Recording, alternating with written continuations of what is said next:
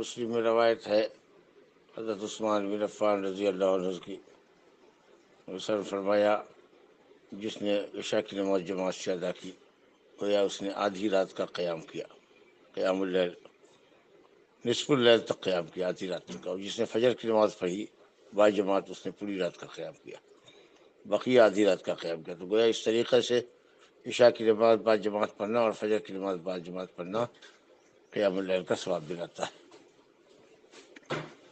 اس کا یہ مطلب نہیں کہ قیام اللیل کا اہتمام نہیں کرنا چاہیے، قیام اللیل کی اپنی فضیلت ہے، لیکن جو ایسا نہ کر سکے وہ کم از کم اس فضیلت کو حاصل کرنے کے لیے کسی حد تک اس بات کا اہتمام کرے کہ عشاء اور فجر کی نماز با جماعت ادا کیا کرے.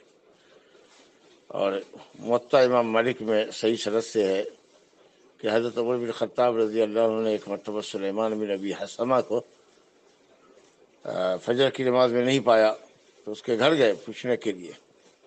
اس زمانے کے ذمہ دار کتنے اپنے فرائض کو اور اپنی ذمہ داری کو سمجھتے تھے اور لوگوں کے احوال کو جاننے کے لیے کتنے فکر مند ہوتے تھے. فجر کی نماز میں اگر حاضری کچھ نہیں ہوتی تھی تو سمجھتے تھے کہ یا تو وہ بیمار ہے یا کچھ اور گڑبڑ ہے، اس کے ایمان میں کوئی خلل ہے. اللہ اکبر. تو گئے تو ان کی ماں نے بتایا کہ رات بھر تہجد پڑھا ہے، رات میں تہجد میں جگے تھے، اس لیے فجر کے وقت میں ان کی آنکھ لگ گئی اور نہیں جگ سکے. تو حضرت عمر بن خطاب رضی اللہ عنہ نے فرمایا کہ میں پوری رات جگ کر تہجد پڑھوں، اس سے میرے لیے بہتر ہے کہ میں فجر کی نماز جماعت سے پڑھوں.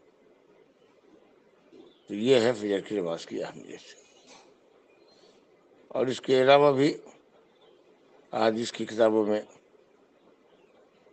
فجر کی نماز کے تعلق سے اور بھی اہمیت ہے.